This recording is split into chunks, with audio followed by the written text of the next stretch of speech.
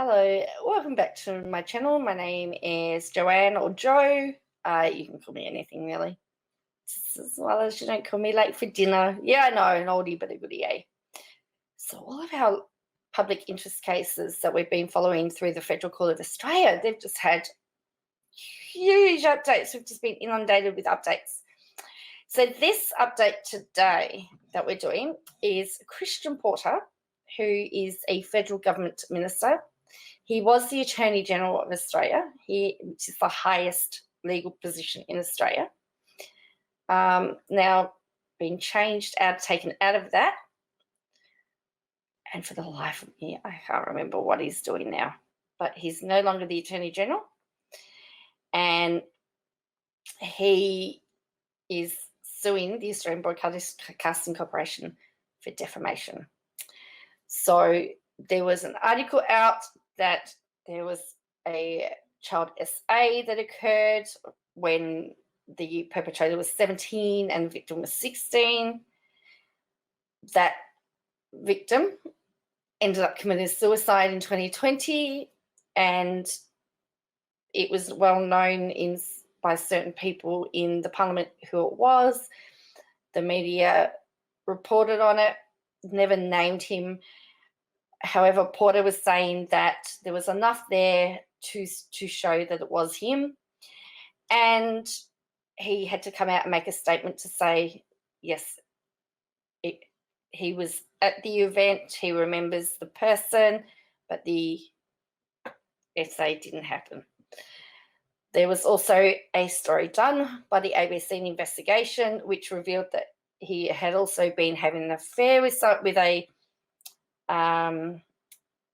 member of his office, and his marriage just broke up. So there's been a whole lot of stuff going on. So he's suing the ABC. So it's very, very interesting. So just this week, actually, he's applied to the court to have some documents sealed.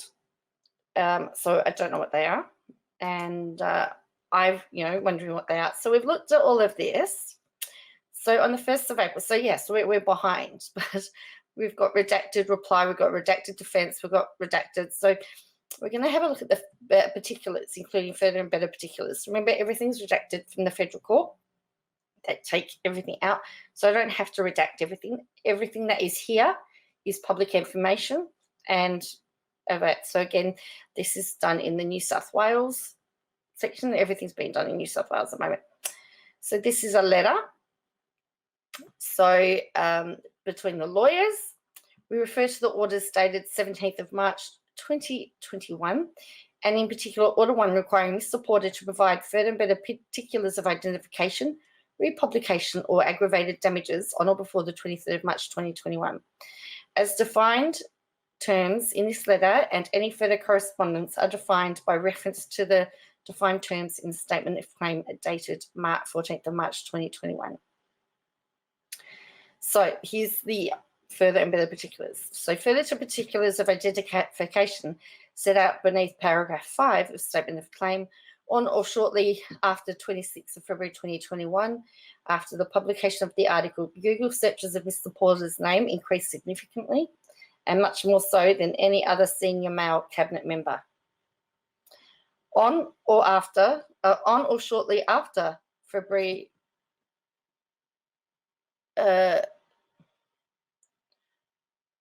on or shortly after 26th of February 2021, after the publication of the article, views of the LinkedIn profile of Mr. Porter's wife, Jennifer Porter, increased significantly. After the publication of the article, and by midday Wednesday, 3rd of March 2021, in response to a Google search of who is the minister accused of or words to similar effect, the results named Mr. Porter. At about 9 a.m. on ABC's Insider, and then again at about 9:15 a.m. on the 28th of February 2021 on ABC's News Radio, Anthony Albanese stated that there was a temporal connection between him learning of the allegations made in the article and the November Four Corners.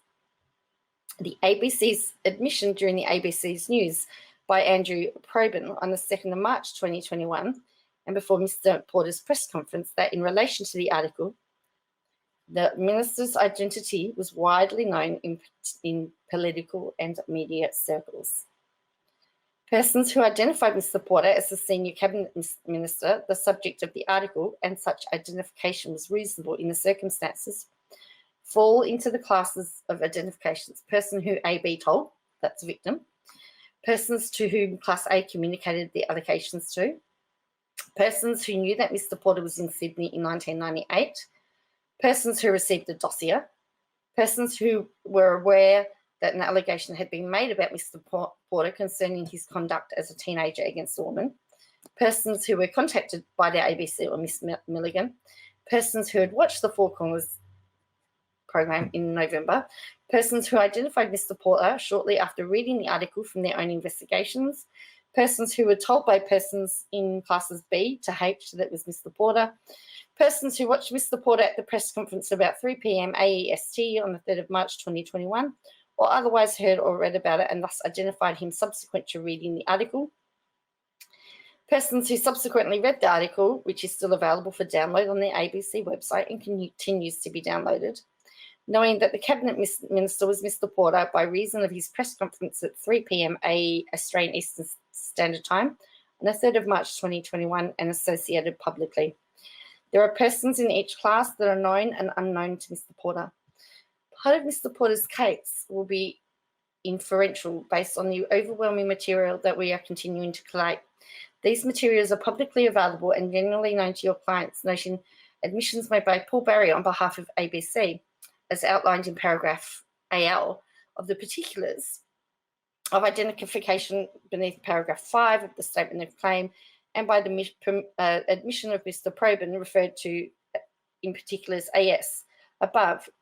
In this regard, we enclose Schedule A being the number of tweets published before the 2nd of March 2021, including a tweet by journalist Peter Fitzsimons on the 2nd of March 2021. We also enclose Schedule B containing additional sample tweets identifying Mr. Porter between the 26th of February and March 1, 2021. Schedule C containing sample Facebook posts published between the 26th of February 2021 and the 1st of March 2021. Schedule D containing sample Reddit posts between the 26th of February 2021 and 2nd of March 2021. We give the following names by way of sample only. In some classes, there were hundreds of names, and in others, possibly thousands. We are continuing to collate these materials that will be served as evidence in the proceedings. The names for each class adopted the subparagraph in the paragraph 4 below. So Malcolm and Lucy Turnbull, Senator Penny Wong, Dana O'Mahony, Michael Bradley, Tori Shepherd, persons named in the cover letter to dossier. Suzanne Peters, employees of the ABC working on the Four Corner program, Clayton Long, Prime Minister Scott Morrison, Senator Sarah Hanson-Young, Senator Penny Wong, and Celia Hammond MP, and unknown officers of the Australian Federal Police, New South Wales Police and South Australian Police, Paul Kelly, Chris Dorr, Nick Tabakoff, Michael Stutchbury, Joe Ashton, Anthony Albanese, Peter Van Olsen, Richard Holden and Elena Douglas, Tony Barry, Richard Douglas, and see enclosed sample emails. Hundreds and thousands of people who are searching on the internet see enclosed sample documents for details. Ministerial staff, members of the Canberra Press Gallery, members of mainstream media, the Australian public. In addition to the classes of persons, there was an overwhelming number of members of the public who named Mr. Porter as the minister, the subject of the article, but did not specify how they came to that knowledge. Some of those people contacted our client.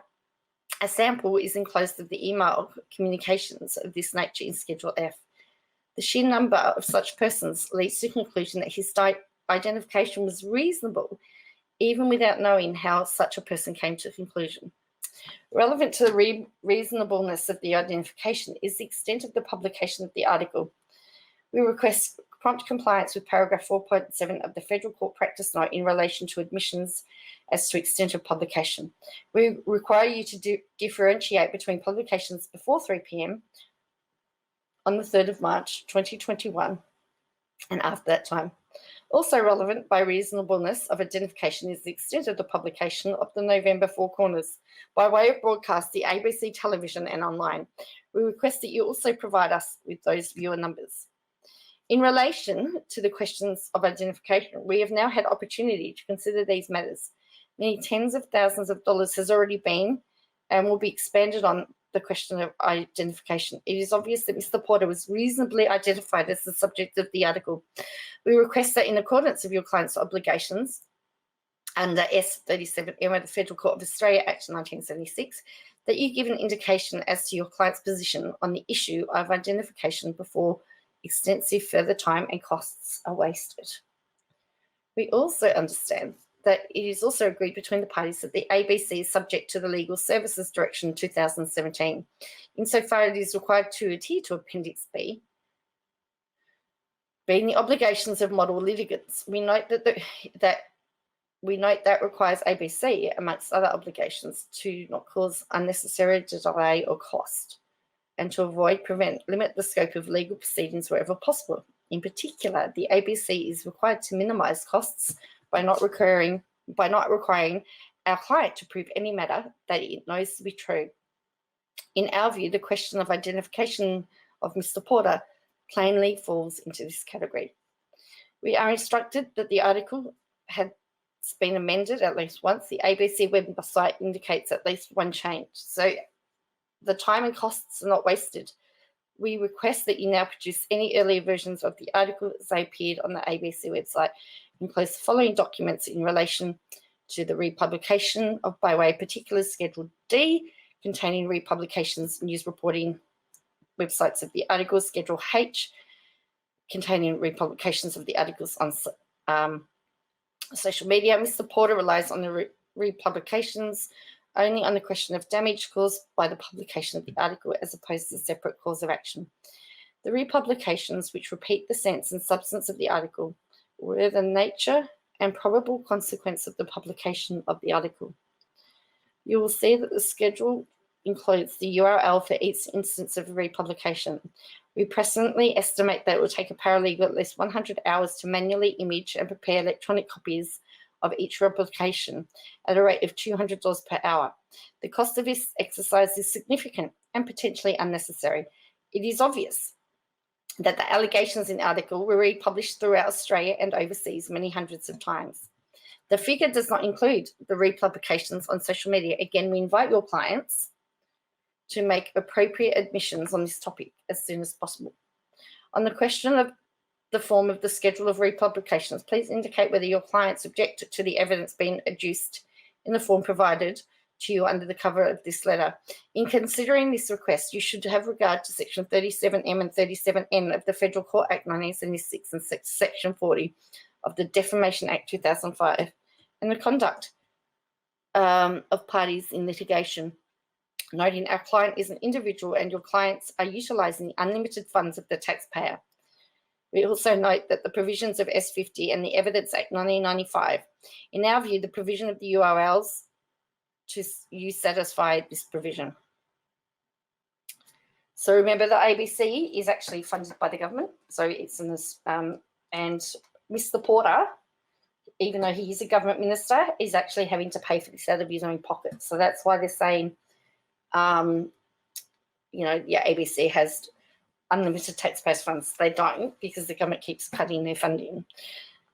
But they're just trying to prove a point. And they're saying Mr. Porter's, he's got to pay for it himself. In addition to the matters presently particularised below, beneath paragraph 8 of the statement of claim, Mr. Porter's hurt and harm arising from the publication of the article was aggravated by his knowledge of the following conduct. The failure of the ABC and Milligan to disclose in the article that AB's statement was unsigned. The failure of the ABC and Milligan to disclose in the article that AB's parents were concerned that she may have confected or embellished the allegations against Mr. Porter, and that they believed her call to the police before her suicide possibly represented AB retracting her allegations. The conduct of the ABC and Milligan in publicising the content of the dossier, where it was much private, personal and confidential, and that he had limited distribution to 3 people in order to apparently preserve the right of the Attorney General, and its stated purpose was discreet preliminary investigation having regard to Porter's right to protect his name. The conduct of the ABC and Milligan in leaving the article online, where it had been continuously published after Mr. Porter had been plainly identified. The hypocrisy of Milligan by criticising ABC Media Watch host Paul Barry for not giving her an opportunity to respond to a story broadcast on the 1st of March 2021, when she made a deliberate decision to give no consideration to Mr. Porter. The conduct of the ABC and Milligan prior to the press conference on 3rd of March in lobbying for an inquiry into the Cabinet Minister, the subject of the article, and calling for him to be stood down, which would have had the immediate effect of publicly naming him. The conduct of Milligan and other servants or agents of the ABC in retweeting the despicable, unjustified and improper comment made by the former Prime Minister Malcolm Turnbull, stating that there was a need for an inquest to question the complainant's cause of death, and suggesting that her death may not have been caused by suicide and had something to do with the Cabinet Minister, the subject of the article. The conduct of Milligan in retweeting the comment by the West Australian that the ex-wife of Porter attended a protest of gender discrimination and violence, inferring that Mr. Porter had perpetrated gender discrimination and violence on her. The conduct of Milligan shortly after publication of the article, before the 33rd of March 2021 press conference, in directing her Twitter followers to use of Cabinet Minister to a Twitter thread which named Mr. Porter over 500 times. The conduct of the ABC making continuous calls for an inquiry into Mr. Porter during various ABC media broadcasts following the commencement of these proceedings, despite being aware that the matter was now being dealt with in a court of law. The conduct of the ABC in publishing statements subsequent to the commencement of these proceedings to the effect that even with a defamation claim, Mr. Porter would not be able to clear his name. The disingenuous conduct of the ABC and Milligan in claiming that they acted properly in their failure to put allegations to Mr. Porter prior to publication because he was not named in the article, in circumstances where they knew and intended he would be identified. The conduct of the ABC and Milligan in publishing the article knowing that there was insufficient material to charge Mr. Porter with the crimes alleged. Thus, the knowledge that it was false to accuse him of being reasonably suspected to the offence or of there being reasonable ground to suspect him. Milligan and the ABC knew that in their circumstances, the police had no basis to investigate further. The ABC and Milligan was aware that Senator Penny Wong, the leader of the opposition in the Senate, had been spoken to by AB in 2019, which AB made the allegations about Mr. Porter. Senator Wong did not take steps to make those allegations public, seek an inquiry or call for Mr. Porter to step down as Attorney General, even when AB was alive and able to give evidence. Despite that, the ABC persisted in calls for an inquiry and for Mr. Porter to stand down. The ABC and Milligan was aware that the conduct of Senator Penny Wong referred to in the proceeding in particular had the support of opposition leader and head of the Labor Party, Albanese. In these circumstances, their call for Mr. Porter to step down were baseless and unjustified. The conduct of the ABC in seeking to have Mr. Porter removed from his position as Attorney General in persistently publishing and publicising views that he should be stood down or otherwise be the subject of an inquiry, such publications and calls continuing after commencement of these proceedings. The conduct of the ABC in persistently and continually publishing statements to the effect that AB was telling the truth and describing her as the victim.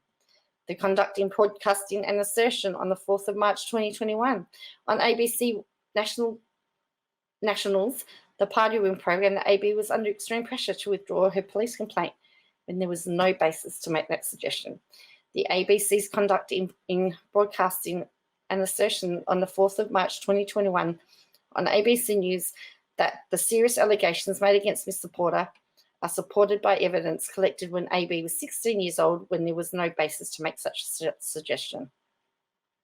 It has now come to our attention that Ms. Milligan and perhaps the ABC have been deleting social media posts relevant to these proceedings, which could go to the issues of identification, aggravation, and malice if it becomes relevant. In our view, this is a serious matter that requires your urgent attention. Over the last 2 weeks, we have captured the social media pages of your clients.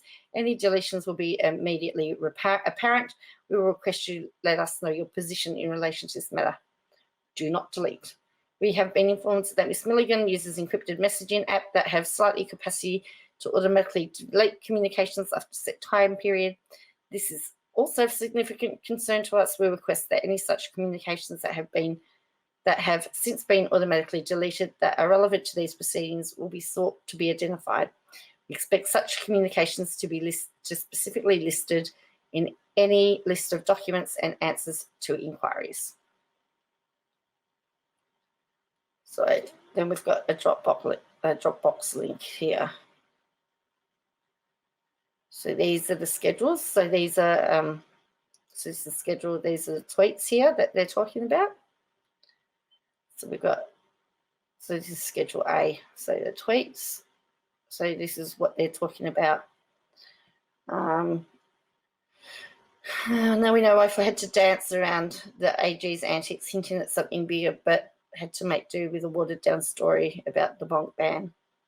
Just watch this Four Corners program, and I know more about than I needed to. So he's been named here. He was the first sleaze I thought of when the alleged was publicised. ABC's Four Corners program on Porter, and that questionable elitist Tudge alerted me to that. I wondered why Four Corners bothered to go into Porter's sleazy past in such detail. Now it's starting to make sense. So these are Schedule A, all the tweets. Okay, so that's Schedule A. This is Schedule B. So some samples. So they put together a sample of tweets. So these are some of the samples. So this is Louise Mulligan. She's the reporter that they're suing. Somebody else has put it. So it's 53 pages here. For those saying Scott Morrison, just put dates on them. Why isn't the Attorney General, the nation's most senior lawyer, Christian Porting, commenting about these scandals of rape allegation within his government? He's gone quiet. I wonder why. I heard Turnbull say he knew Porter was a predator and a young woman were his prey. All he did was tell him to stop it and still have him in cabinet. Turnbull, Malcolm should have done better. Porter should never have been a politician, let alone a cabinet minister. So that's really interesting. So they're saying that people started to guess that it was him. I had no idea. I didn't even think about it. I mean, I didn't think very hard.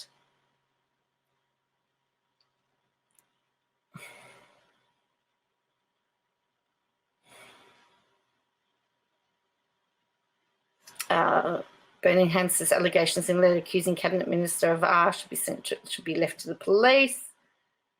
Wouldn't it make more sense for the AG to comment on legal issues unless he is conflicted? So that's interesting. Why is I think it was Education Minister in Birmingham.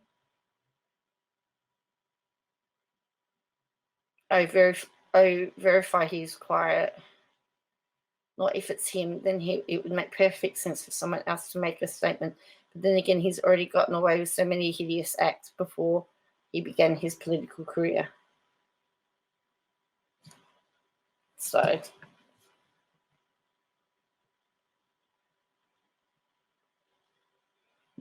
anyway, that's what they're saying. Hard to be the AG when you're the prime suspect. I think so they've got them all in date order. So as I said, these are just samples here. So there's 53 pages. I'm not going to show you all 53 pages. So this is Facebook. So sample of Facebook posts. So Daily Mail. This is the West Australian. A number of followers of this West Australian Facebook. So there was, they've got the likes and the comments. Well, whoever is the accused is clearly not a good Christian. If the allegations are true, maybe someone should be speaking to their Attorney General. Advice in this situation is always good. Even in death, it doesn't matter if your name is Alan Brooke or even Pierce. You deserve justice. Then this one, that one is number of followers of this Destroy the Joint Facebook page. They've singled out the comments. Now, this is an interesting one. This person here, a list of the cabinet ministers and their ages 33 years ago at the time of the most recent historic complaint to the AFP. The victim was 17 at the time. The victim committed suicide in 2020 at the age of 49. And so this person went and listed all the senior cabinet ministers at that time, Prime Minister, Deputy Prime Minister, all the male ones, okay? Treasurer, Minister for Agriculture and Drought, Minister of Finance. Oh, he was Minister of Finance, Attorney General, Home Affairs Minister, Education. And then it says, 15 of these blokes will be desperate to release a statement today, vehemently just proclaiming their innocence. So this was, so they knew they were 17. So then they went, right, well, you've got this person,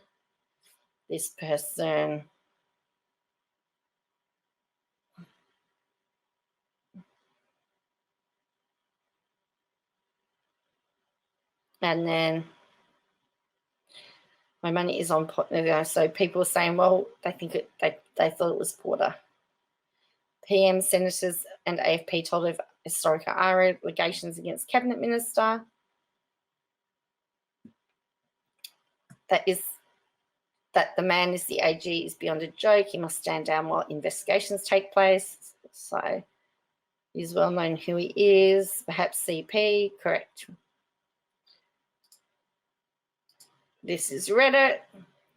So there's 26 pages here of Reddit. So this is the Australian politics site and speculation.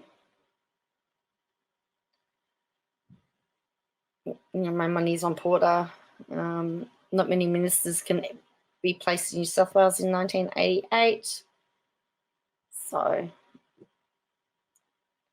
this is like a game of guess who. Christian Porter was on the Australian team at the World University Debating Championships, which were held in Sydney in 1988.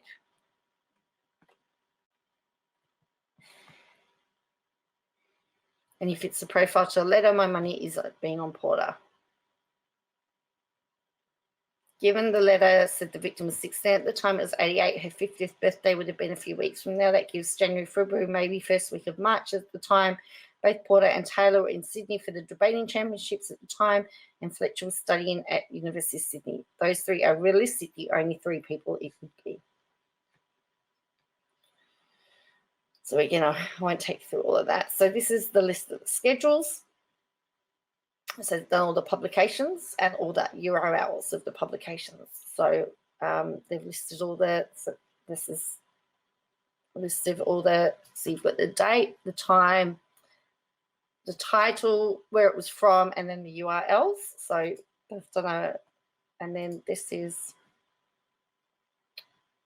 how many times the article shares from the article, you know, how many times articles have been shared, etc. So there's that one. So that is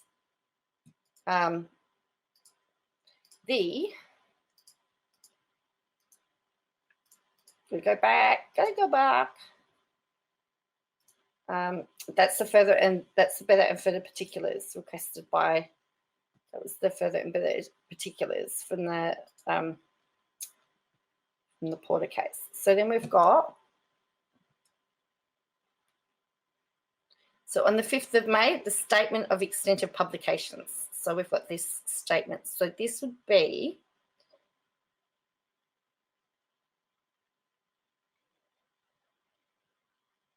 so this is from the ABC. So in accordance with 4.7 defamation practice note, the respondents say that in the period of the 26th February of 2021 to 25th of April 2021, there were 287,233 unique page views of the article Australia. The 287,233 unique page views relate to high page addresses recorded in the following locations. So they've got the breakdown here. 87,594 from New South Wales, 82,217 from Victoria, 48,167 from Queensland, 29,304 from West Australia, He's currently a Western Australian minister, by the way. 20,623 from South Australia, 13,947 from the ACT, or the Australian Capital Territory, 4,738 from Tasmania, 606 from Northern Territory, and 37 that they weren't able to identify. Of the 287,233 unique page views, 264,658 were in the period of the 26th of February 2021 to 3rd of March 2021 at 2:59 p.m. and relate to IP addresses recorded in the following locations. Again, are they the same numbers? No, a little bit less. 79,945 in New South Wales, 76,238 Victoria, 44,715 in Queensland, 26,710 in Western Australia, 19,051 in South Australia, 12,970 in the Australian Capital Territory, 4,453 in Tasmania, 542 in Northern Territory, 34 unknown. So then they've broken out of the 287,233 unique page views, 22,575 were in the period of 3rd of March 2021 to the 25th of April 2021. And here's the IP. So 7,649 from New South Wales, 5,979 from Victoria, 3,452 from Queensland, 2,594 from Western Australia, 1,572 from South Australia, 977 from the ACT, 285 from Tasmania, 64 from Northern Territory, and 3 unknown. The data was sourced from Google Analytics. The definition of unique page views is at here. Google Analytics tracks users' ID based on IP address, which may not reflect a user's actual location at the time of the user viewed the article. And that's from the respondents, okay? So they've filed their stuff. So that's that one. So this is an interlocutory application.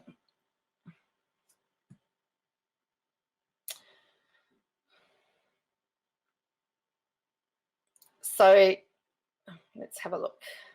Until further order.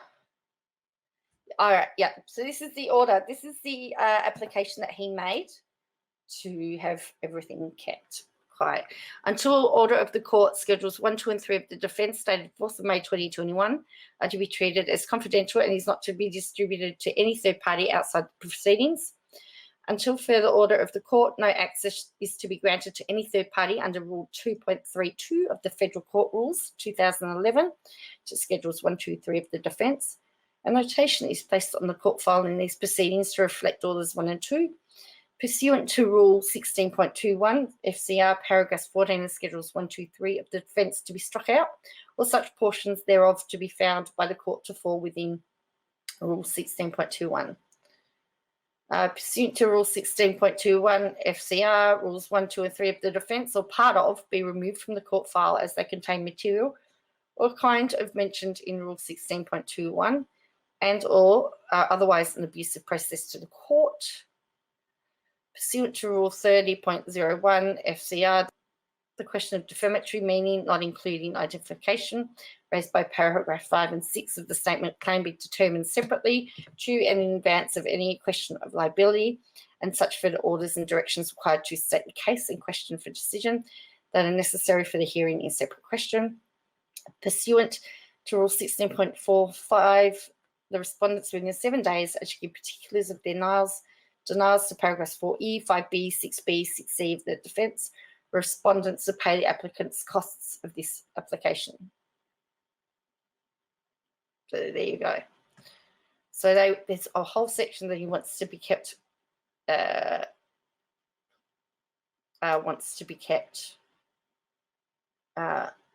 quiet, and I'm really not sure why. So this is the reply to the defence. We didn't get the defence. Well, we need to reply. We need to get the defence. Right, here's the defence. Here's what the ABC is saying. 38 pages. Okay. So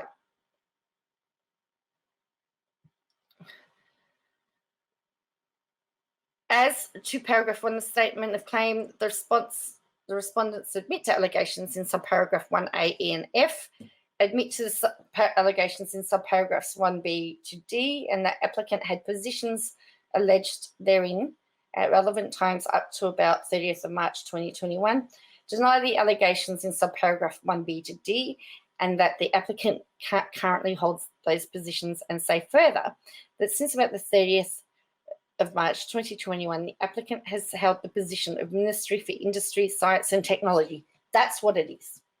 I couldn't remember what he had. The respondents admit to the allegations of paragraph 2 in the statement of claim. As to paragraph 3 of the statement of claim, the respondents admit the allegations in subparagraph 3A, B, D, and E.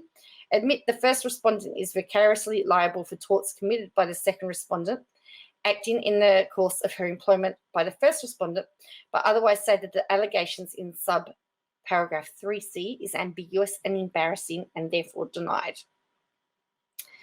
As paragraph 4 of the statement of claim, the respondents admit that on the 26th of February 2021, the first respondent uploaded onto the ABC website an article substantially the same form as the article in Schedule A to the statement of claim. Say further that the differences between the versions of article first uploaded on the ABC website at 5:40 p.m. and the 26th of February 2021, and the version contained in Schedule A of the statement of claim are as follows. At 6 p.m. and 6:18 p.m. on the 26th of February 2021, references to allegations were changed to allegation. At 6:21 p.m., the reference to the incident was changed to her death.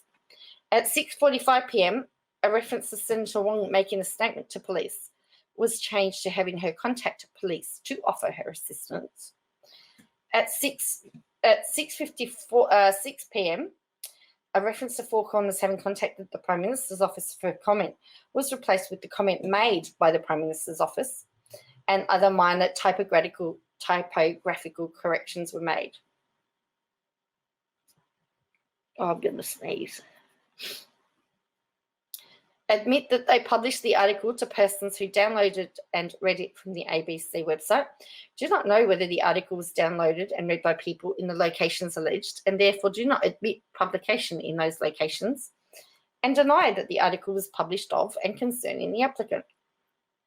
As to paragraph 5 of the statement of claim, the respondents refer to and repeat paragraph 4C above, and deny that the article is capable of conveying or in fact conveyed any imputations alleged or any nuance of variant therefore. As to paragraph 6 of the statement of claim, the respondents refer and repeat paragraph 4 above, deny the article is capable of conveying or in fact conveyed any imputations alleged or nuance or variant thereof, do not admit that the imputations alleged in subparagraph 6D to F are capable of being defamatory or in fact defamatory of the applicant. The respondents deny the allegations in paragraph 7 of statement of claim. The respondents deny allegations in paragraph 8 of statement of claim. Respondents deny the applicant is entitled to a relief claim or to any relief at all. In further or alternate answer to statement of claim, the respondents say as follows. So they've just saying whether they deny it. Now they're about to say that if what they said was defamatory, then these are the reasons why it's not. And they're probably going to, without looking at it, they're probably going to say truth. If the article was published of and concerning the applicant, which is denied, and if it was defamatory of the applicant in any way, meaning it was alleged, which is denied, then the respondents say the article constituted information, opinion, arguments concerning the government and political matters that affected the recipients of the article. The recipients of the article had an interest in receiving such information, opinions, and arguments. By reason of matters in A and B, the respondents had a duty to publish the article.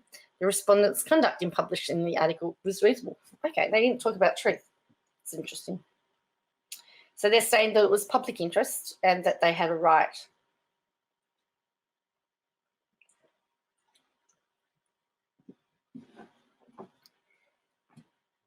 Oh, yeah. The respondents rely upon particulars attached in Schedule 1. In the premise, the respondents have a defence in respect of the publication of the article of qualified privilege, A, at common law and or pursuant to Section 30 of the Defamation Act 2005 New South Wales, and to the extent necessary pursuant to the corresponding provisions in the defamation legislation of each other state, Australian state and territory.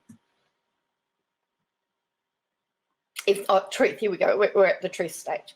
If the article was published and concerning the applicant, which is denied, and if the article was defamatory of the applicant, then the meanings alleged in subparagraphs 5F to H and 6A to C and F of the statement of claim, which is denied, then those meanings the article was substantially true, and accordingly there is a defence at common law and pursuant to section 25 of the Act and corresponding provisions in the uniform legislation. The respondents rely upon the particulars in Schedule 2, so this is contextual truth. Further alternative, if the article was published of and concerning an applicant which is denied, and the article carried any of the imputations alleged in paragraphs 5 and 6 of the statement of claim, which is denied, then the article also carried contextual imputations that there are reasonable grounds for suspecting the applicant brutally. Whoa! Wowzers, we've just gone up a next level. Okay, I'm going to read this. Okay, this is going to get a bit yucky. Trigger. There are reasonable grounds for suspecting that the applicant brutally and anally are a 16-year-old girl and that such conduct contributed to her taking her life. The applicant's continuing suitability as Attorney General and a federal minister is in doubt following a complaint made directly to the Prime Minister that an applicant brutally and anally are a 16-year-old girl, which is not being examined by police following the woman taking her own life. The applicant's continuing suitability as the Attorney General and a federal minister is in doubt following the complaint made directly to the Prime Minister, and that the applicant brutally and anally are a 16-year-old girl who subsequently took her own life. There are reasonable grounds to warrant the Prime Minister urgently instigating an independent investigation into the conduct of the applicant, who is a Minister of Cabinet, following the receipt of a letter informing him of a serious and substantial complaint that the applicant brutally and anally are a 16-year-old girl in 1998 who subsequently took her own life, and or there are reasonable grounds to investigate whether the applicant brutally and anally are a 16-year-old girl in 1988 which contributed to her taking her own life. Collectively, contextual imputations. The contextual imputations were substantially true. By reason of the substantial truth of the contextual imputations, each of the applicant's imputations, which are found to have been conveyed defamatory of him and are not substantially true, do not further harm the reputation of the applicant. And accordingly, the respondents have a defence pursuant to section 26 of the Act and corresponding provisions of the uniform legislation. This is particulars. Constitutional defences. Further, or in an alternative, the respondents rely on the implied freedom of political communication, which arises of SS 7, 2464 and 128, the Constitution, in the following ways. In their defence of the applicant's claim, the common law and statutory law of defamation must comply with the requirements of implied freedom. Further, to the denials in paragraph 4E and 5 above, the particulars of identification subjoined to paragraph 5 of the statement of claim, even if established at trial, do not state a case consistently with implied freedom for transforming what is generalised publication about facts, matters, circumstances, allegations concerning a class of persons who hold office during the pleasure of the Governor-General under S64 of the Constitution into actional imputations of and concerning the applicant or any other particular member of that class.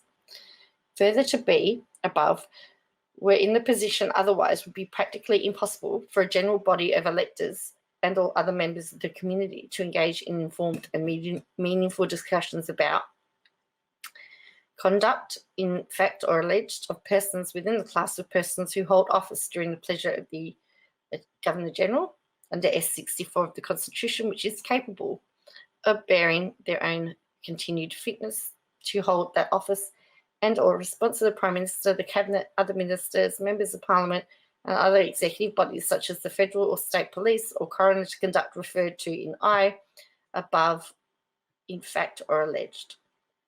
Accordingly, and yet further to be above to avoid the law of defamation imposing an effective burden on the implied freedom, being a burden which cannot be justified either on a structural proportionality basis or in reference to an alternative precedent-based collaborated scrutiny or light test, and an impermissible burden. The mere fact that some particular members of the community may, whether through their own specialised knowledge or the activities and behaviours of a particular minister, or their inquiries or communications received from other persons in the media or otherwise, that the subject who came to views provisional or otherwise, and that the particular minister who is or may not be a person in question in the article cannot turn a publication in general terms about a class of minister to imputations of and concerning any particular minister falling within that class. So they're using the fact that the Constitution states that there is implied freedom, where my interpretation of this, remember I'm not a lawyer, is that there is a duty that if there are some issues that needs to be reported on. That's my understanding of it. And that he can't turn around and go, well, no, you can't do it. So he's in that class of persons. Further again, B, to avoid any impermissible burden on the implied freedom, the mere fact a particular minister may choose at whatever point in time and whatever circumstances to engage in an act of self-identification with the article cannot under law be defamation, turn a publication into general terms about class of minister into imputations and concerning any particular minister falling within that class. So, and the other thing is that they've said is that if people went and worked it out themselves, they're not responsible for that.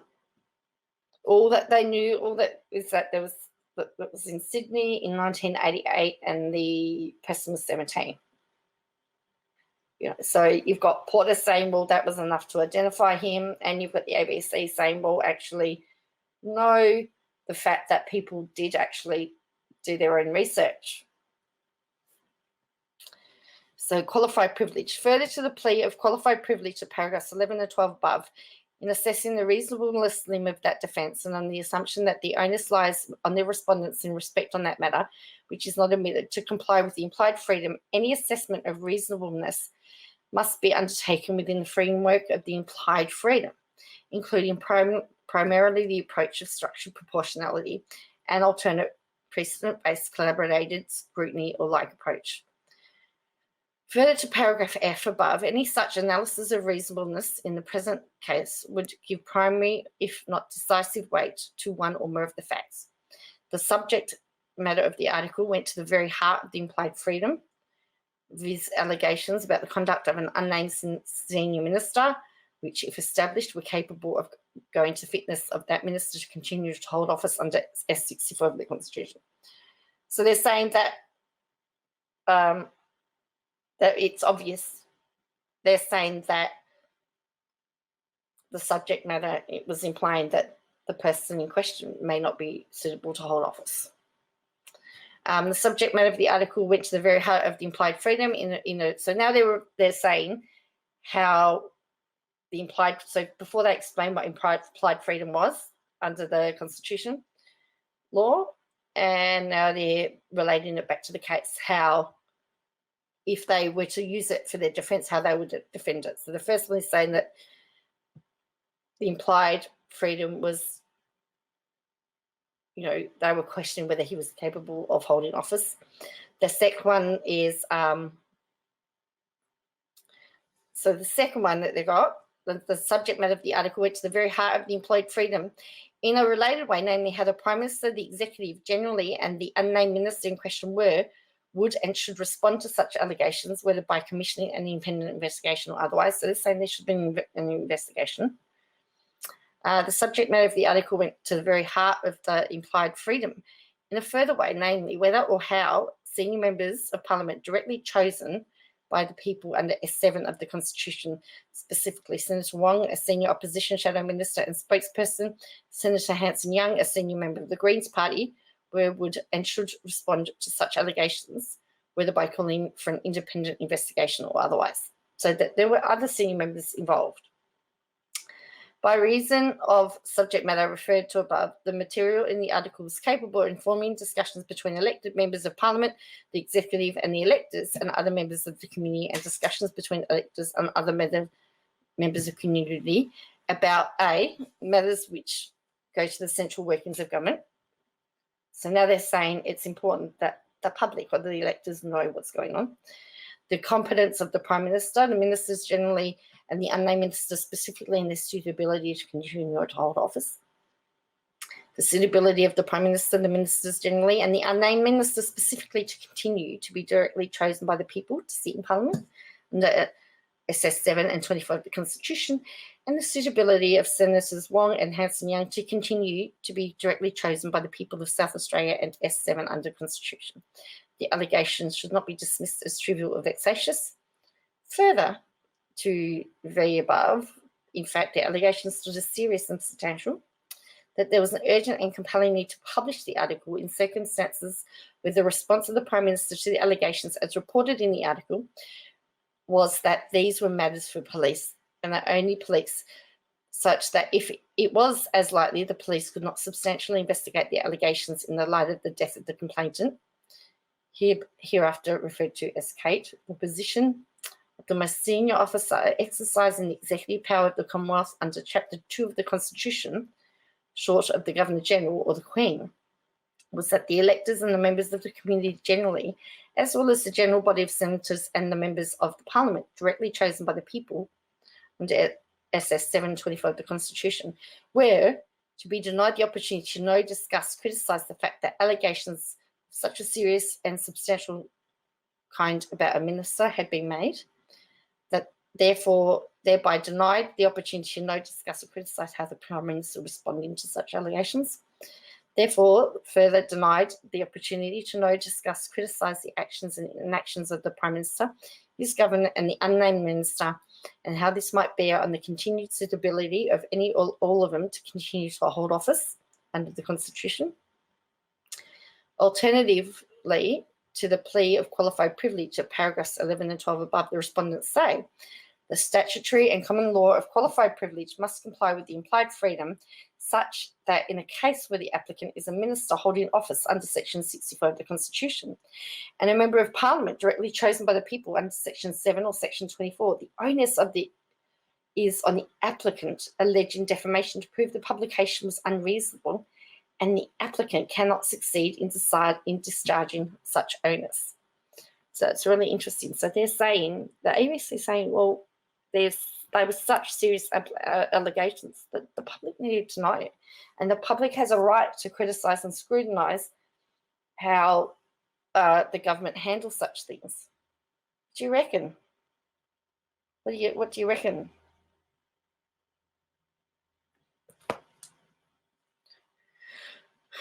Okay, so we're going to have lots of, looks like we're going to have lots of annexures anyway. So let's have a look. Oops. We do qualified privilege. Damages. Further to the denials of paragraphs 5 to 9 above and defences played in paragraphs 11 to 14 above and paragraph 15, which is denied, the applicant's case proceeds as far as damages in assessing the allegation of injury to the character and reputation of the applicant in order to comply with implied freedom. It must be accepted that when persons such as the applicant submit themselves for appointment to office during the pleasure of the Governor-General under Section 64 of the Constitution, they accept that their character and reputation is always subject to a robust examination and criticism by the body of electors and other members of the community as to their continuing fitness to hold the office. So, this is the Attorney General. He's a politician. People are going to criticise him and be watching him. Accordingly, the reporting of allegations which, if sustained, are capable of bearing upon a person such as applicants' continuing fitness to hold office under Section 64 of the Constitution does not in itself call for any way or substantial award for damages. Okay, so we've reported it. We report the allegations. It's important. How can it be? Yeah. That doesn't mean there's damages. We're just reporting the allegations because he's a senior member. Further again, paragraph I above, the applicant's claim to particulars of aggravated damages falsely impute malice to the respondents when viewed within the correct prism of the implied freedom. The conduct of the respondents has served the valuable purpose of enabling commencement of an informed discussion between the elected members of Parliament, the executive and the electors and other members of the community, and informed discussions between electors and other members of the community about matters which go to the central workings of government, namely the matters identified above. Mitigation. Further, if which is denied, the respondents are liable for the applicant as alleged, and the respondents we will rely in mitigation of damages upon evidence adduced at trial to the extent that such evidence is relevant to mitigation of damages, the circumstances in which the article was published, and or the truth of any of the applicant's imputations, variations, want to be contact. So they're going, yeah, look, you know. So there's going to be a lot of redacted. So there's a lot of redacted stuff here. I don't know how much of this is redacted. I think this is the stuff. In fact, you know what? It looks like it's all redacted. Oh, there's one page, page 38. It's the certificate of the lawyer. So in relation to defence file on behalf, the factual and legal material for each allegation of pleading. So he signed up thing to say that based on what he's been given, he's been able to file that. So that's that one. And now at the reply. So this is their reply to this. So this is 14. So in reply to the defence filed on the 4th of May 2021, the Porter relies on the following facts. Save and except insofar as it contains admissions, including deemed admissions, or is otherwise expressly pleaded in its response. Porter joins issue with the matters pleaded in defence and relies upon matters pleaded in the statement of claim and letter of particulars dated 23rd March 2021. In response to paragraphs 11, 12 and 15 of the defence, Porter says that in publishing the article, the ABC and Milligan were actuated by malice in that they predominantly acted with the improper purpose of harming Porter, as evidenced by the following. The conduct of Milligan and ABC in disclosing the confidential information of AB in circumstances where the ABC and or Milligan attempted to speak to AB before her death and AB declined.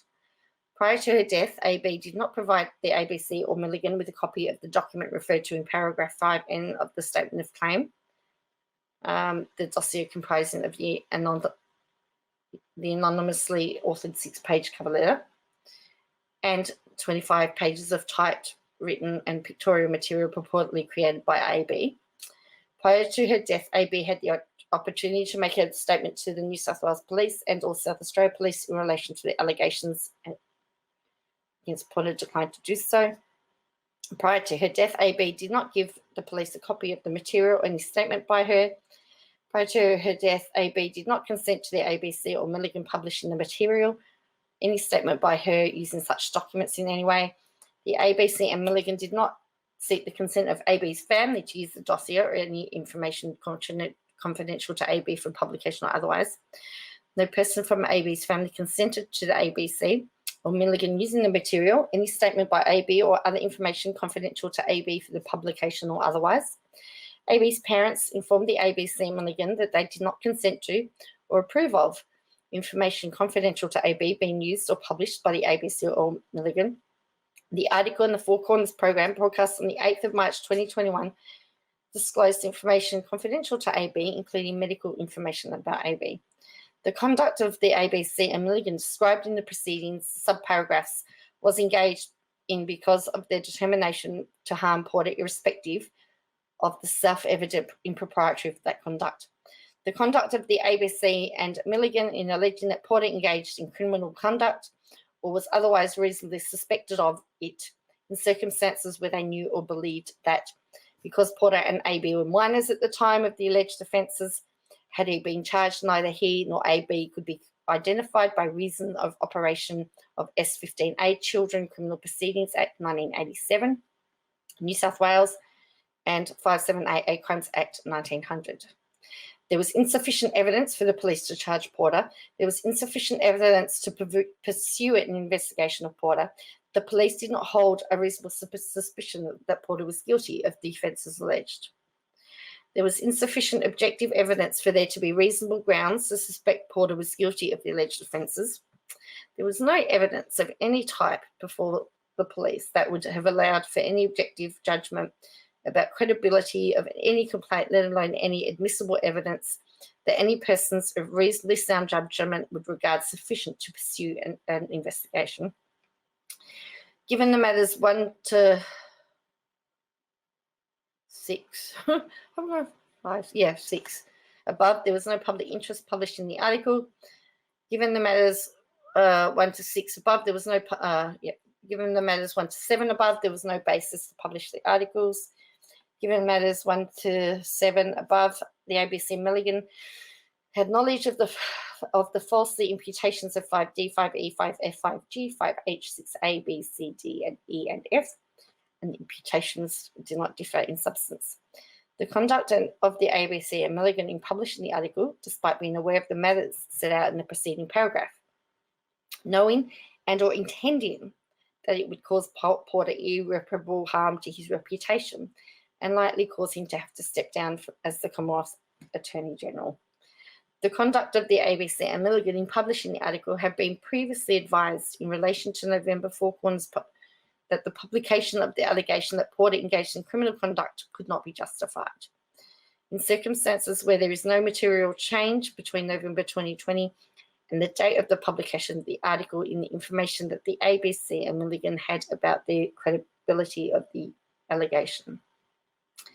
The determination of the ABC and Milligan to publish the accusation that Porter engaged in criminal conduct following the admission of the same allegation from the November Four Corners, including as evidenced by a tweet by Sally Neighbour, executive producer of the Four Corners program on the 9th of November 2020, which included the words in relation to the November Four Corners, and rest assured our work on this story is not finished yet. A tweet by Milligan on the 17th of February 2021, possibly repeating a tweet about November 2020, which she stated in relation to the November Four Corners, the story was only the tip of the iceberg is large, the broader story is grim. An admission by a producer of the Four Corners program, Morag Ramsey, in about mid-November 2020, where after there was a discussion about the admission of the allegation that Porter engaged in criminal conduct from November Four Corners, Ramsey said words to the effect, one way or the other, we are going to get to the allegation out. This is not over. Alternatively, an admission by a producer of the Four Corners program, Morag Ramsey, in about mid-November 2020, where after there was a discussion about the admission of the allegation that Porter engaged in criminal conduct from November's Four Corners, Ramsey said words to the following effect, one way or the other, Louise is going to get that allegation out. This is not over. The conduct of Milligan in questioning her sources relating to the allegations by AB against Porter, and in particular Milligan's conduct in making inappropriate comments for the purpose of prejudicing those sources against Porter, including words to the effect, a woman has died because of this, and if men like you don't speak out, violence against women will continue.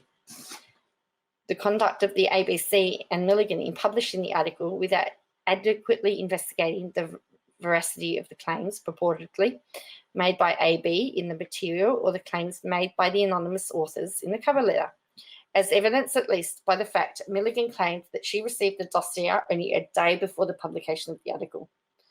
The conduct of the ABC and Milligan in publishing the article without investigating the veracity of the claims purportedly made by AB in the material or the claims that were made by the anonymous authors in the cover letter in circumstances where even basic inquiry would have key claims to be demonstrably incorrect or implausible. The conduct of the ABC and Milligan in publishing the article on the 26th of February 2021 without any warning to Porter or any opportunity for him to respond in circumstances where they were aware the allegation that Porter engaged in criminal conduct from at least July 2020, intended to broadcast the accusations that Porter was engaged in criminal conduct in the November Four Corners, wrote to Porter from the 26th of October to 6th of November 2020 and asked a series of questions about other matters in relation to the November Four Corners, but did not refer to any allegations made by AB. And we're not reporting urgently on breaking news, given that the allegation that Porter engaged in criminal conduct had been made at least months earlier. The conduct that the ABC and Milligan described in the preceding subparagraph was engaged to cause maximum harm to Porter in particular, so that his denials would not be recorded in the body of the article, and to prevent him from seeking an injunction to stop the publication of the article given the matters referred to in subparagraph 2C below. The conduct of the ABC and Milligan in publishing the article and purporting not to identify Porter when they knew and or intended that he would be so identified, which is evident from how easily Porter was in fact quickly easily identified. The conduct of the ABC and Milligan in publishing other material, including the 1 March article and 7:30 by story, by their content and persons interviewed, directed viewers to the November 4 corners, in which allegations of inappropriate behaviour, sexism, and misogyny were made against Porter. The conduct of the ABC in calling for an inquiry into the Cabinet Minister, the subject of the article, knowing that they would inevitably result in his identification. The conduct of the ABC and Milligan in leaving the article online available to be viewed published after it was evident that large numbers of people set out in categories in the particulars you referred to Porter, and in any event after he'd identified himself shortly after 3 p.m. on the 3rd of March 2021. As to the above, the particulars of identification is statement of claim and letters 23rd of March 2021. Shortly after the publication of the article and before 3 p.m. the 3rd of March 2021, the ABC received inquiries about the connection to the November 4 corners and the article, and dishonestly asserted that the two publications were unrelated. The conduct of the ABC and Milligan failing to disclose that the portion of the material that the purported to be AB statement was unsigned and undated, and that the provenance of all the material was unknown. The failure of the ABC and Milligan to undertake any or sufficient inquiry to ascertain who drafted and participated in the drafting of the cover letter. The failure of the ABC and Milligan to undertake any sufficient inquiry to ascertain who drafted or participated in the preparation of the material. Given the matters set out in the particulars above, the ABC and Milligan acted with reckless indifference amounting to willful blindness to the truth or falsity of imputations 5A by 5B, 5C, or any imputations that do not differ in substance. The conduct of the ABC and Milligan in selectively quoting from the dossier in the article to cause maximum damage to Porter, as already particularised in the letter of 23rd March 2021, and failing to quote or describe a single part of many parts of the cover letter and the material which demonstrate that the allegations were not credible. The conduct of the ABC and Milligan in seeking to cause maximum damage to Porter by purporting to quote AB from the dossier, "This is my story, plain and simple. This is my story, plain and simple. It's not pretty, but it's mine, and I stand by it. Every single word and image in the document is true. All I really want in the end is for this to have been reported to New South Wales Police Force, and to know that a copy of this document and a transcript of any interview they might do in their archives. If this story becomes public knowledge, I hope it will encourage other women to come forward, not for me, but for themselves. I hope that other people who have endured similar traumas, should these facts become public knowledge, will feel less alone. When in fact these words came from another document or documents unknown to Porter, and whose existence, form, or provenance is not disclosed to the readers of the article. The disingenuous and dishonest conduct of the ABC and Milligan in claiming on the 15th of March 2021 the reason Porter was not offered any opportunity to respond to the accusations prior to the publication of the article was because the letter was sent to the Prime Minister's office and to Senator Hanson Young to Senator Wong. We, on advice, were told to send the questions to the Prime Minister's office because we didn't know whether the Prime Minister had identified to the Attorney General that this letter was about him, when in fact the most damaging parts of the article set out in the preceding sub-paragraphs were not contained in the dossier. The dishonest representation by the ABC and Milligan that the purpose of the article, as described in the key points section of the article, was to inform readers of the fact the dossier was being sent to the Prime Minister and others in circumstances were the most damaging part of the article set out above, were not contained in the dossier. The conduct of the ABC and Milligan in seeking to cause maximum damage to Porter by failing to disclose in the article that the anonymous author of the cover letter also stated that AB's parents were concerned that she may have confected or embellished the allegations due to her mental illness against Porter. Believed AB told her psychiatrist that she felt ashamed of what she had done during her hypomania. Believed that her call to the police before her suicide possibly represented AB retracting her allegations. The conduct of Milligan and other servants or agents of the ABC retweeting the despicable, unjustified and improper comment made by former Prime Minister Malcolm Turnbull that there was a need for an inquest to investigate AB's cause of death and suggesting that her death may not have been caused by suicide and instead had something to do with the Cabinet Minister, the subject of the article, which led to the creation of the Twitter hashtag Cabinet Murderer.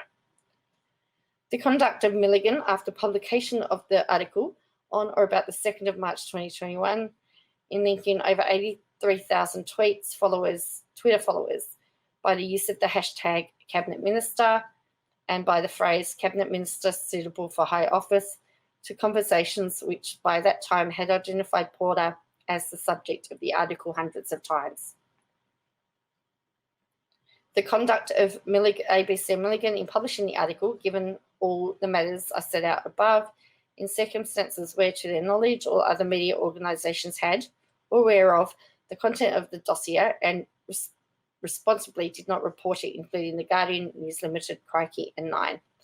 The conduct of the ABC in seeking to have Porter removed from his position as Commonwealth Attorney General is persistently publishing and publicising views that he should be stood down or otherwise be the subject of an inquiry. Such publications and calls continuing after the commencement of these proceedings. The conduct of the ABC in making and publishing continuous calls for an inquiry for, amongst other purported purposes, the purposes of testing the allegations contained in the dossier to the lowest civil standard in circumstances. In these proceedings, the ABC has not taken the opportunity to plead truth as a defence to 5A, B or C, being imputations that Porter are AB, despite the fact that this would have allowed for that type of civil inquiry. The conduct of the ABC repeatedly publishing statements to the effect that AB was telling the truth and describing her as a victim.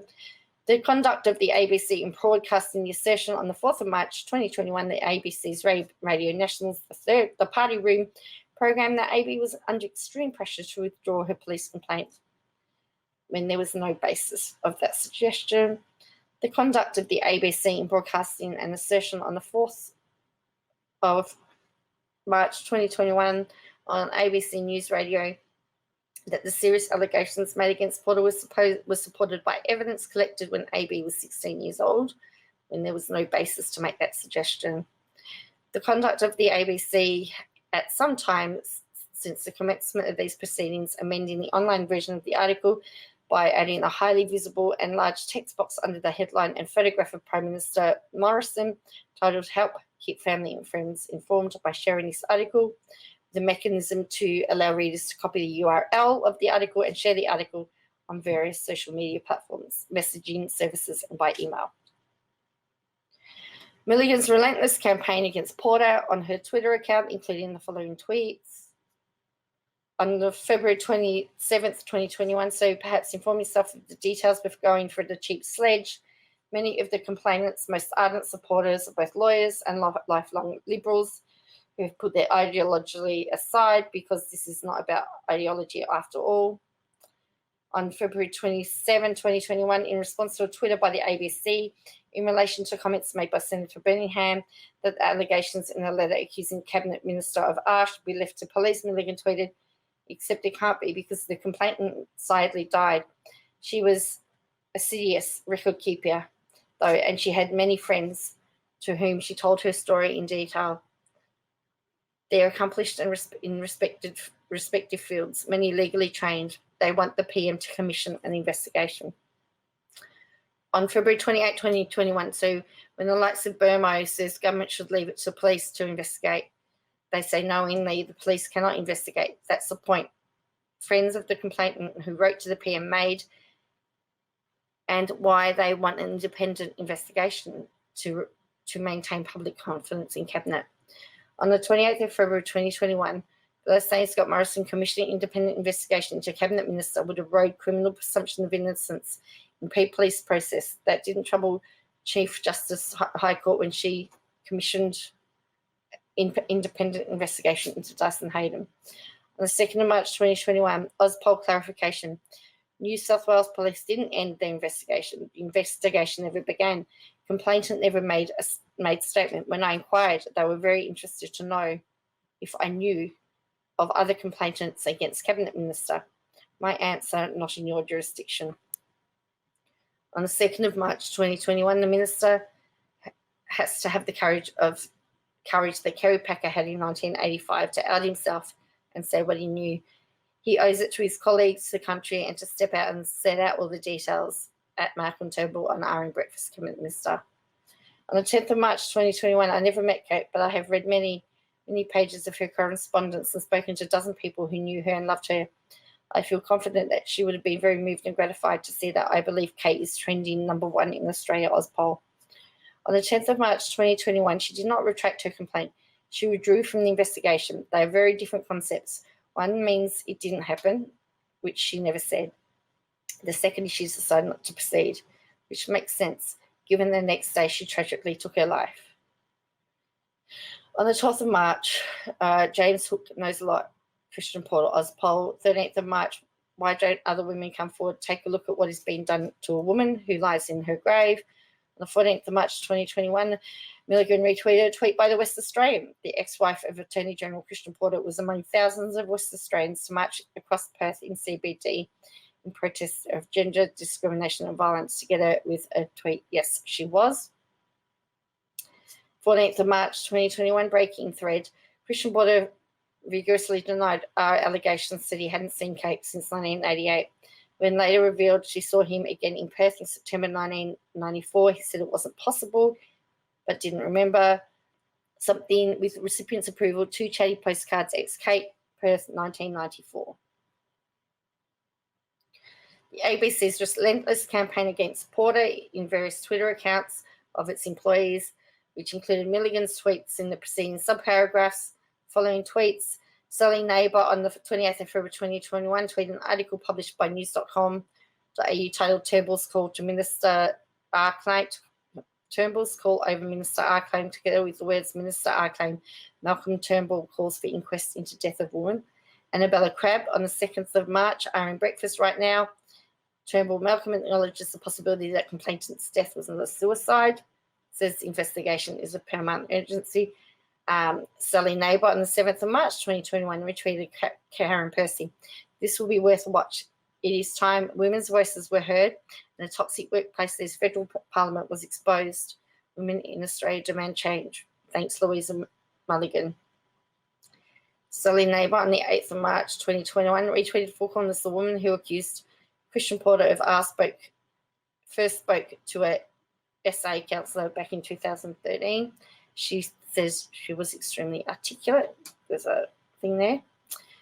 Link there. Sally Neighbour on the 8th of March between Milligan breaking from us. The council was a specialist in SA. The woman volunteered allegation. There was no recovered memory therapy. It was on councillor's account. Support with how she might disclose allegations to police 5 years before she began telling friends.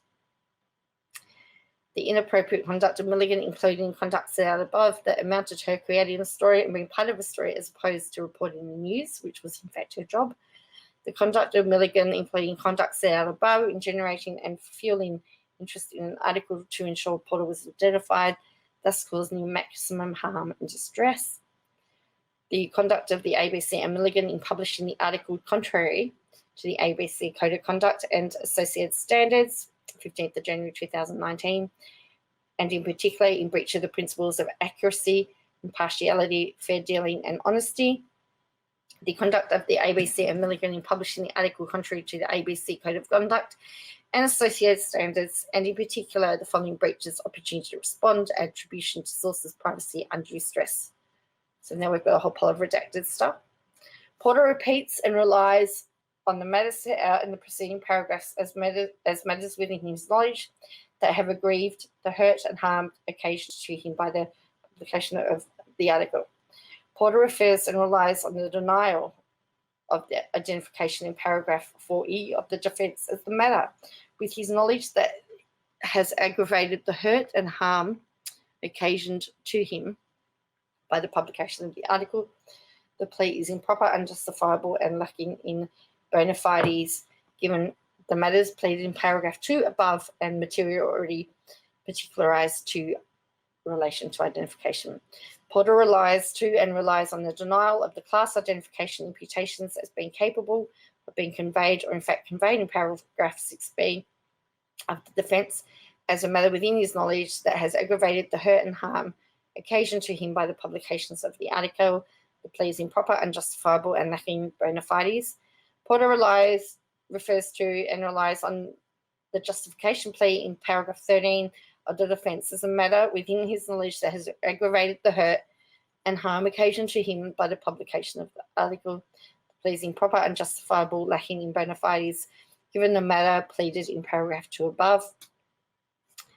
Porter relies on the contextual truth plea in paragraph 14 of the defence as a matter within his knowledge that has aggravated the hurt and harm occasioned to him by the article.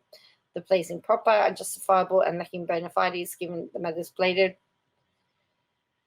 Porter relies on the ABC and Milligan's conduct of the litigation as matters aggravating his hurt and harm, including the conduct in failing to address matters raised in correspondence in a timely manner, or all in circumstances where the ABC has substantial legal resources funded by Australian taxpayers, not making proper omissions where appropriate, ignoring or refusing reasonable requests in correspondence for information, wrongly and disingenuously denying that the ABC is a model litigant for the purpose of the Legal Services Direction 2017, issuing press releases or tweeting about the conduct of the litigation. So this is, again, that's where we're at.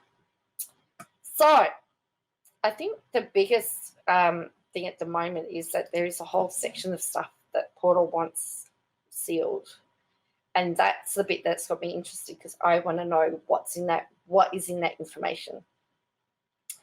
So the ABC is saying that it was important that the public knew about the allegation. He's saying that it's given him harm. What do you think? I know there's a lot of legal mumbo jumbo in there, and I'm not a lawyer. I can't really I've tried to sort of translate it as best as possible, but it's just they've given their defence. He's replied and he's going, no, not justifiable. I've been hurt and harmed and everything like that.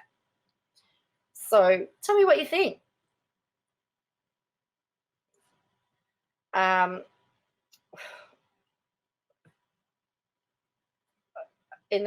me what you think in the comments below. I'd be really interested to know what you're thinking of all of this. I mean, it's like because K or AB is no longer with us, we will never get to the bottom of it. But was the ABC's reporting of it genuine? Was it something that should have come out? There was a couple of good points in Porter's stuff. They said that it was only the ABC that did it, but then is having, the desire to get one over the other media outlets. Is that important as well? The ABC saying, well, there was substantial choice. If there's questions about his conduct and his behaviour, is he fit for office? That there is a high standard of expectations when you're in office. Shouldn't the electors know about that? So we've got all of this. We've got this to-in and fro-in at the moment, and now we had this interlocutory application that was filed to try and keep a whole lot of information out of the public's eyes. And that is the bit that I want. I want to know that because that's got me curious now. Because why? I could lots of speculation, but I'm not going to. So yeah, tell me what you think in the comments below about this case. And don't forget to hit like, subscribe, ring the bell. Ring my bell, ring my bell. And I'll keep an eye and an update on this case. So remember, he's a current serving federal minister. He has had a change of position as well. So he's now no longer the Attorney General. He is the Minister for Innovation and Science. So I have to admit, even with this information out, I think it's up to his electorate to decide whether he should represent them. But that's just my opinion. I didn't think he should be able to hold the role of Attorney General. I questioned that after the November 4 Four Corners program when it came out about the alleged affair. I mean, his marriage has broken up now since his marriage has broken up now. So, and there was another minister named in that article as well. His marriage is also broken up. So, you know, as far as that's concerned, that's fair. But yeah, I didn't think that the position of Attorney General was tenable for Mr. Porter with these allegations, even after the November 4 allegations. I mean, if you're going to be the Attorney General, you're supposed to be above reproach. And the current Attorney General, his replacement, I also have questions about too. But you know, that's for another day. That's for another stream. So anyway, I will catch you next time. Thanks for watching.